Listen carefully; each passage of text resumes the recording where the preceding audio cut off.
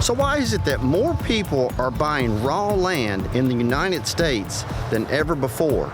The answer will surprise you. Well, first of all, they're not making any more land. What's here is pretty much here. And land's right there next to gold and silver, which happen to be at the peak of their value right now. In a time when flashy investments like cryptocurrencies and cutting-edge tech dominate the headlines, a quieter, more enduring trend is unfolding among America's wealthiest. From Silicon Valley billionaires to media moguls, the ultra-rich are staking their fortunes on something timeless: land. Whether it's fertile farmland, sprawling ranches, or vast tracts of timberland, land ownership has become a cornerstone of wealth building for the modern elite. Why are billionaires like Bill Gates and John Malone pouring millions into American soil? What makes land such a stable, sought-after investment, and how is this trend reshaping America's landscape? The industry's got a lot of money, and that's their job as a corporation, to make more money. They're the apex predator. If you really want to boil it down, as far as for me, I've become the prey. Let's take a closer look at why acres, not apps, are the new gold standard for the ultra-wealthy. Unlike the tech stocks that rise and fall with market trends, land is tangible, finite, and rooted in stability.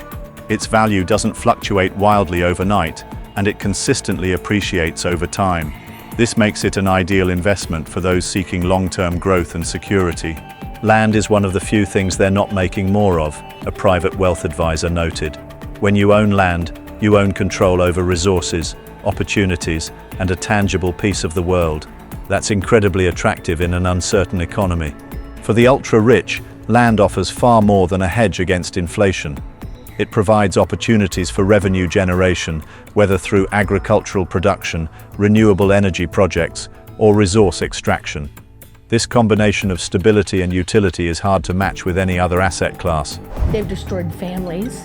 They don't care. They do not care about us, no matter what they say. Just, you can't make this shit up. You know, I have never seen anything like this. The trend of land ownership among billionaires is nothing new, but it has accelerated in recent years as volatility in other markets increases. Let's take a closer look at some of the most notable landowners reshaping America. Bill Gates. The Microsoft co-founder has quietly become the largest owner of farmland in the United States, with over 275,000 acres spread across 19 states.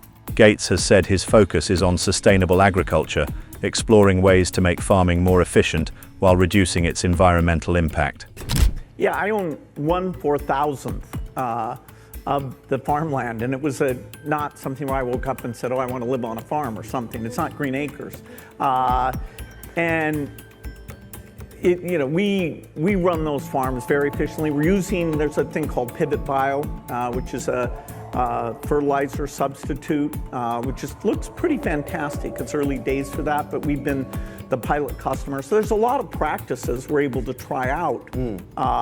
But as a percentage, it's as of my wealth or of the farmland, this is pretty small. Everything I do is climate conscious. John Malone, known as the Cable Cowboy. Malone owns a staggering 2.2 million acres, making him one of the largest private landowners in the country. His holdings include ranches, forests, and properties used for cattle grazing and timber production. In many cases, and I've probably at one point had over 40 partnerships going, there's no way that you can run those.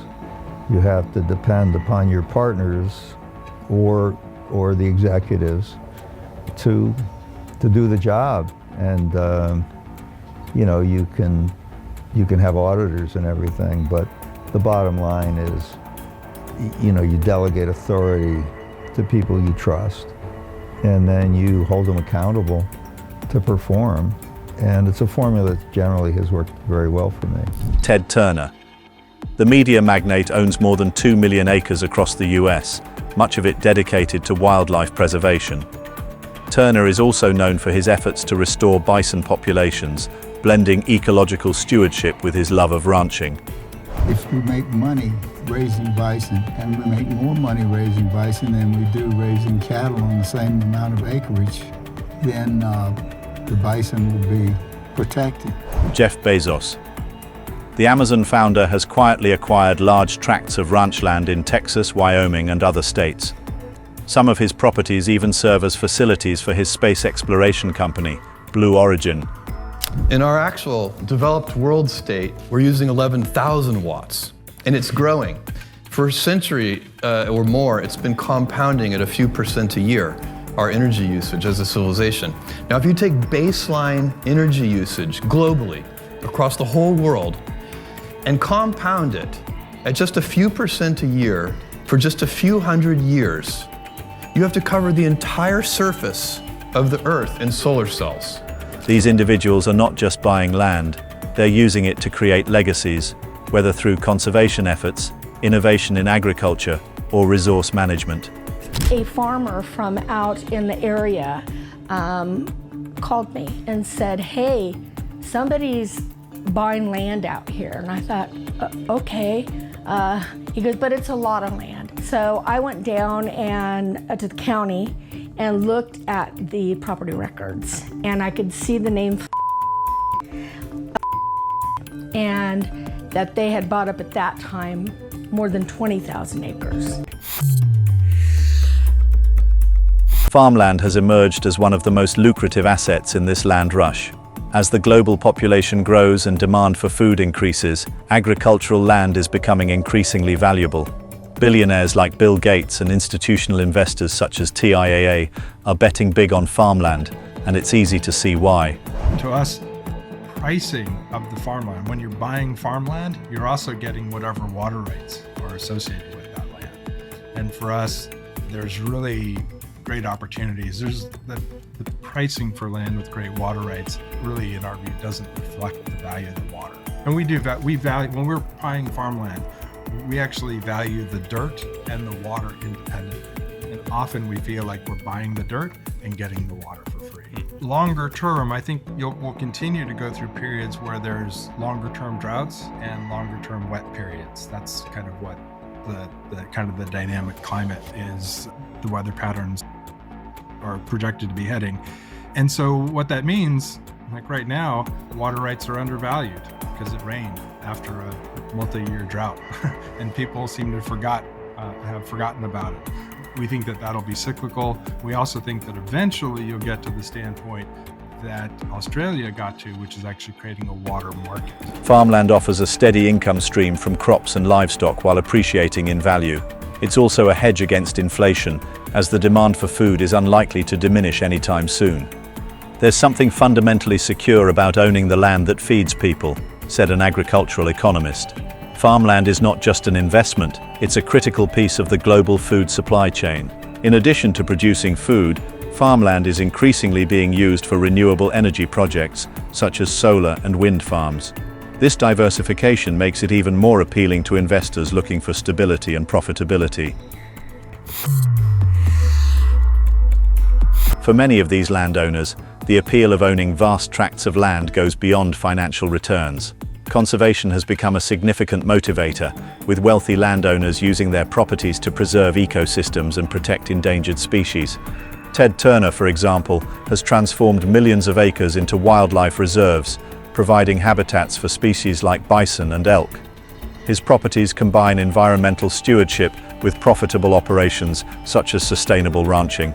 Similarly, many billionaires are taking advantage of conservation easements, legal agreements that protect land from development while offering tax benefits. These easements ensure that properties remain undeveloped, preserving natural resources for future generations. Land is an opportunity to do good while doing well, Turner once said. It's about leaving something behind that matters. In 2019, we ourselves got a letter offering to buy our ranch at inflated prices. We made it clear there's no way we're going to sell this ranch. And they simply could not seem to comprehend why people would turn down money for something and maybe more value than money could buy. They decided to sue the ones who would not sell to them. They came in the dark of night, kind of. They did this stuff secretly. You know, they've just ticked off a whole lot of the community. And then they have the gall to sue farmers that don't want to sell. It's just like, what are you thinking? The advantages of land ownership extend far beyond its potential for financial growth. Here are some of the key reasons why the wealthy are drawn to owning large swathes of America. Stability. Unlike volatile investments like cryptocurrencies or stocks, land holds its value over time. Control over resources. Landowners can profit from timber, water rights, and renewable energy projects. Tax incentives. Many states offer tax breaks for agricultural use or conservation efforts. Legacy building. Land provides a tangible, enduring asset that can be passed down through generations. Privacy. Large properties offer seclusion and security, making them ideal retreats for the ultra-rich.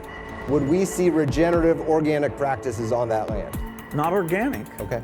Why not? Because that means putting more pressure on deforestation by making less food per acre.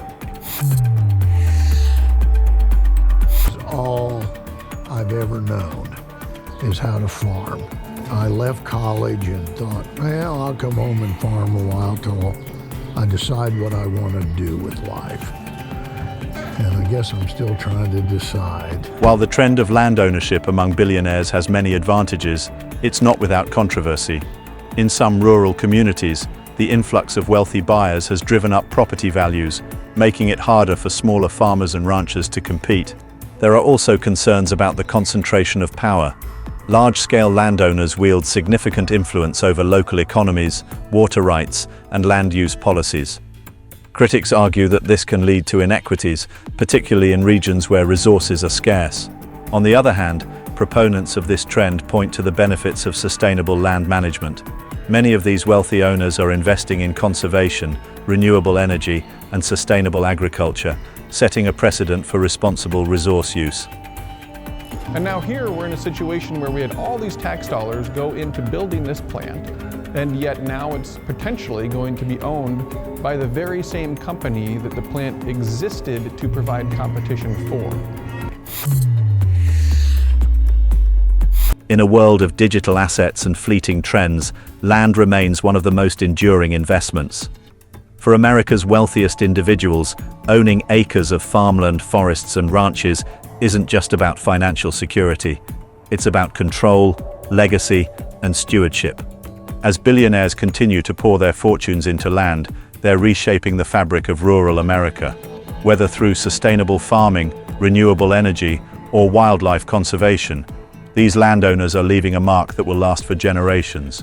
For better or worse, the modern land rush is a reminder that some of the most valuable resources on Earth are, quite literally, grounded in the soil beneath our feet.